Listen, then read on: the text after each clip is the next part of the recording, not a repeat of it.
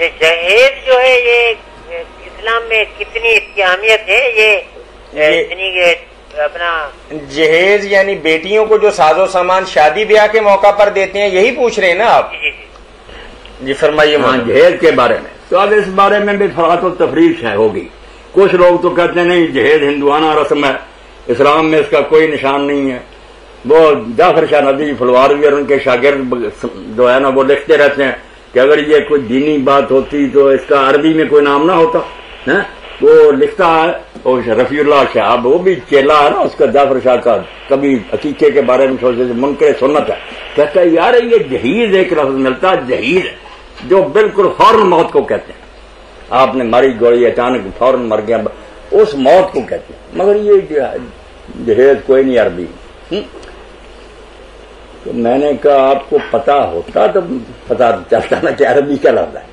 اصل میں معاملہ کیا، طالب علم بھی بیٹھے ہیں پڑھے لکھے رہو گے، ایک صنعت ہے امالہ کہ الف کو نہ جھکا کر یا مجہول کی طرح پڑھنا، مثلا کتاب ہے نا اس کو کتاب پڑھے، حساب کو حساب پڑھے، یہ امالہ لفظ اصل میں وہ ہے صحاب کتاب، مگر امالے کی ہے۔ اب یہ ہے کا جہاز یا جہیز، جہاز ہے اصل میں جہاز اور مرات، اس کو پڑھا گیا امالے سے جہیز۔ اب جہاز نکال لیں گے آپ لوگوں سے تو پتہ چل جائے گا کہ وہ سامان جو عورت کے لیے تیار کیا جاتا، پھر آپ کو نسائی شریف میں مل جائے گا باب کہ تجہیز اور مرا سامان دینا بچی کو، وہاں نبی علیہ السلام کا ذکر آئے گا۔ اب یہ کہتے ہیں نہیں حضرت علی سے پیسے لیے تھے، گھر بناوٹی باتیں کرتے ہیں، کوئی پیسے نہیں لیے نہ کوئی بات، وہ الگ بات تھی کہ علی تیرے پاس کچھ ہے مہر دینے کے لیے، انہوں نے کہا اور میرے پاس تو کچھ نہیں، یہ درا ہی ہے جو میں یہ ڈھال ہے میرے پاس، تو آپ نے بیچ دو کچھ نہ کچھ تو پہلے فاطمہ کو، وہ مہر دینے کی بات۔ یہ چیزیں جو چکی اور بسترے اور سرانے اور جو کچھ حضور نے اپنے پلے سے لیے،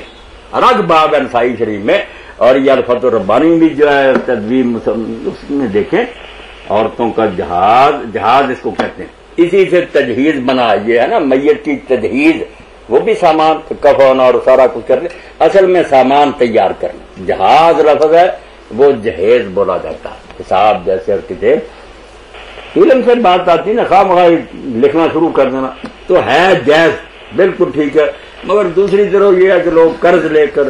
اپنی وسعت سے بڑھ کر نانگن منہ کی خاطر تباہ ہو جاتے ہیں، وہ بھی گناہ۔ مر کرے کیا، ساری سوسائٹی کا مزاج بن گیا دنیاوی، جو رشتہ دیتے ہیں وہ لسٹ پہلے دے دیتے کہ یہ چیزیں دو ورنہ ہم رشتہ نہیں لیں گے، سارے جو دین سے ہٹ گئے انہوں نے یہ پریشر ڈالا ہوا بچیوں والوں پر کہ دو گے، وہ بیچارے اس لیے اپنی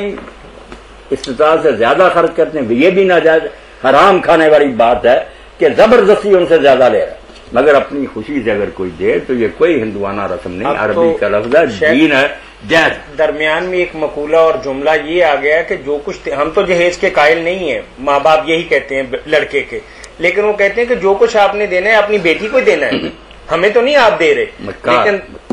مطلب کوشش ان کی یہی ہوتی ہے کہ وہ زیادہ سے زیادہ دیں لیکن بیٹی کے حوالے سے دیں۔ یہ حسن طلب ہوتا ہے مانگنے کا ایک اچھا طریقہ کہ صاف مانگنے کی بجائے اس طرح کا ہوتی ڈیمانڈ ہی ہے۔